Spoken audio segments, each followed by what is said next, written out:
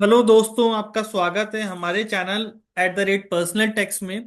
आज जो वीडियो हम आपके लिए लाए हैं उसका टॉपिक है say no to cash transactions. ये इनकम टैक्स एक्ट की एक, आप ये कह सकते हैं, गाइडेंस आई है जिसमें उसने समराइज किया है किस किस तरह से इनकम टैक्स एक्ट आप कह सकते हो डिस्करेज करता है कैश ट्रांजैक्शंस को।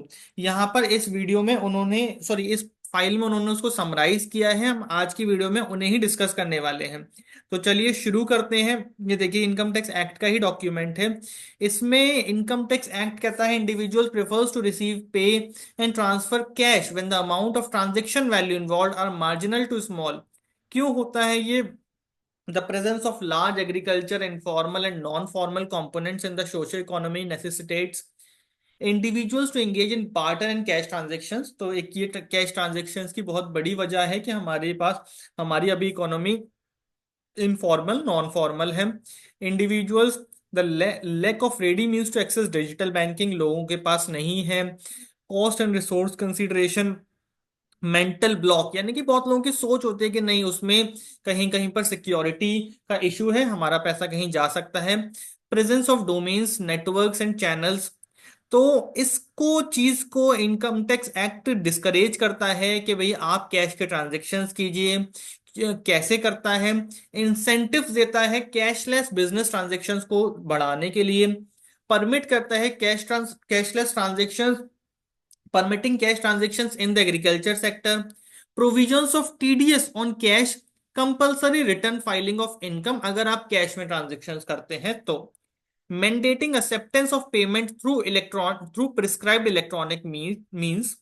रेस्ट्रिक्शंस किस पर लगाता है? एक्सपेंडिचर पर, कैपिटल या रेवेन्यू के इन कैश। अगर आप कैश में खर्चे करेंगे तो आपको इनकम टैक्स एक्ट में बहुत सारी जगहों पर डिडक्शन नहीं मिलते। जैसे कि अगर हम आपको बताएं तो डोनेशंस, हेल्थ इंश्योरेंस प्रीमियम, इस तरह की बहुत सारी जगहों पर उन्होंने रेस्ट्रिक्शंस लगा दिए हैं कि भाई अगर आपने कैश में पेमेंट किया है तो हम आपको उसका डिडक्शन नहीं देंगे। Cash transactions in real estate, cash loans, deposits, advances, income tax deductions, cash transactions of 2 lakh और more, charitable trust.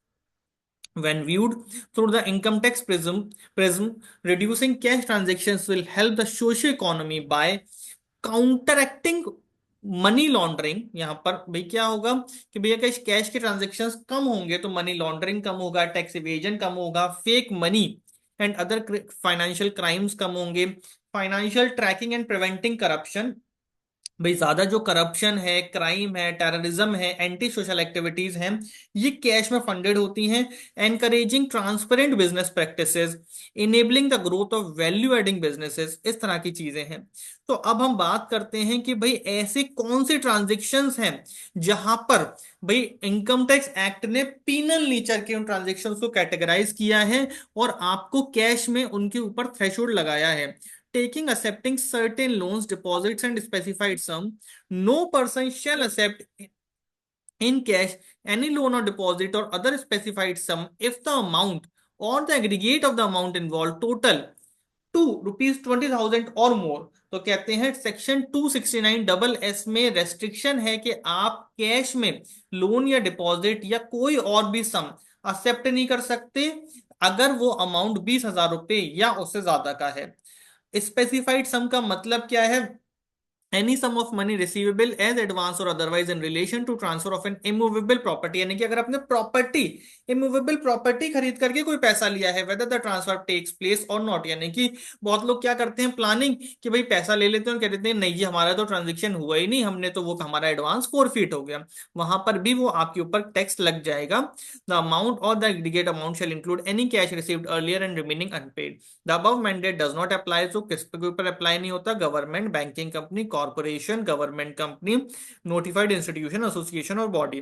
The mandate is not applicable if the payer and payee are both earning agriculture income and neither of them have any income chargeable to tax.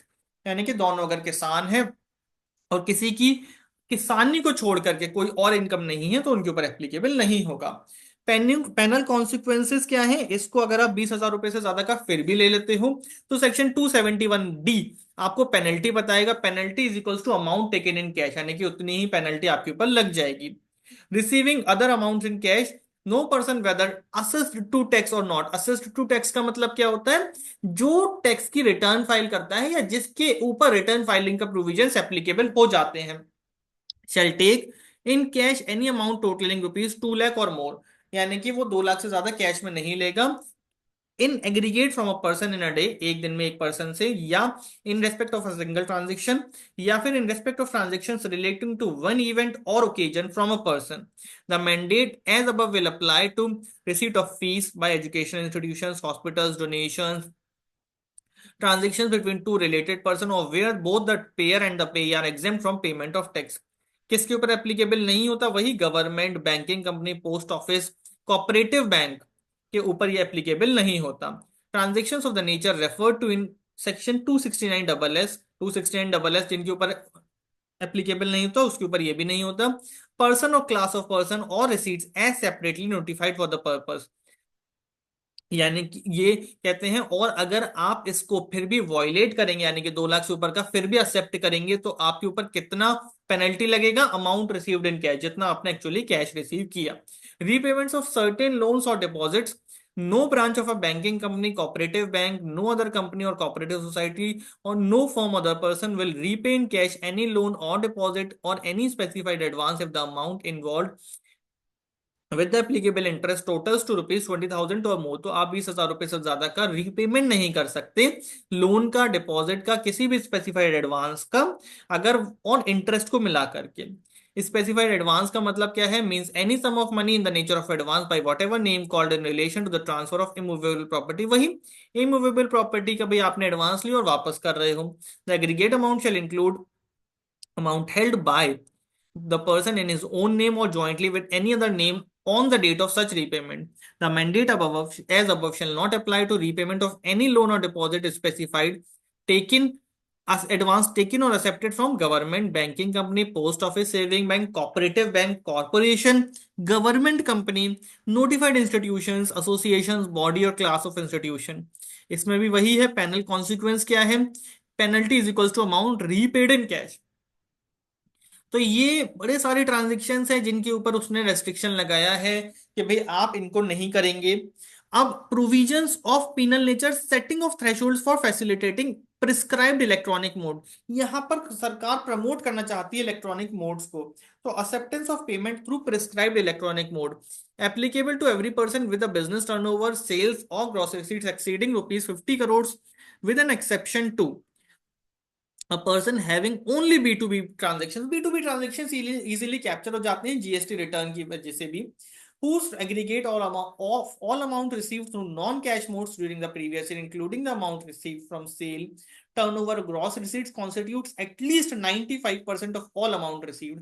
यानी कि अगर 95% से ज्यादा banking से कर लेता है, यानी कि नॉन कैश ट्रांजेक्शन कर लेता है, तो फिर एप्लीकेबल नहीं होता। And SSC which is 100% export oriented unit. तो एक्सपोर्ट ओरिएंटेड का तो वैसे भी सारा का सारा पैसा एलसी के थ्रू आता है। Foreign company carrying on business in India through permanent establishment, इनको छूट है। Needs to mandatorily facilitate the acceptance of payment through prescribed electronic mode as prescribed by CBDT, which are currently referred to as credit card, debit card, net banking, IMPS, NEFT, UPI, RTGS, भीम, Aadhaar Pay. यानी कि इसमें क्या कह रहे हैं कि भाई आप अगर 50,000 करोड़, सॉरी 50 करोड़ से ऊपर के टर्नओवर वाले बिजनेस हैं और इन सारे मोड्स को छोड़ दीजिए, इन सबको छोड़ दीजिए, तो आपको अपने कस्टमर को एक प्लेटफॉर्म देना होगा जिसमें वो आपको इलेक्ट्रॉनिक मोड के थ्रू पेमेंट कर सके। और मोड्स कौन कौन से प्रिस्क्राइब्ड है? Credit card, debit card, net banking, IMPS, NEFT, UPI, RTGS, भीम, आधार पे। पेनल कॉन्सिक्वेंसेस क्या है अगर आप ऐसा नहीं करते हैं? पेनल्टी है ₹5,000 की हर दिन, जितने दिन ये डिफॉल्ट चलेगा। तो थैंक यू वेरी मच। ये एक हमारी छोटी सी वीडियो थी, और इस वीडियो का सेकंड पार्ट भी हम लाएंगे जिसमें हम आपको और ऐसे ट्रांजेक्शन्स के बारे में बताएंगे जिसमें सरकार बोलती है say no to cash transactions, cash transactions को डिस्करेज करती है। आप हमारे चैनल @पर्सनल टैक्स को सब्सक्राइब करके हमें कमेंट्स में बता सकते हैं कि आपको हमारी वीडियो कैसी लगी।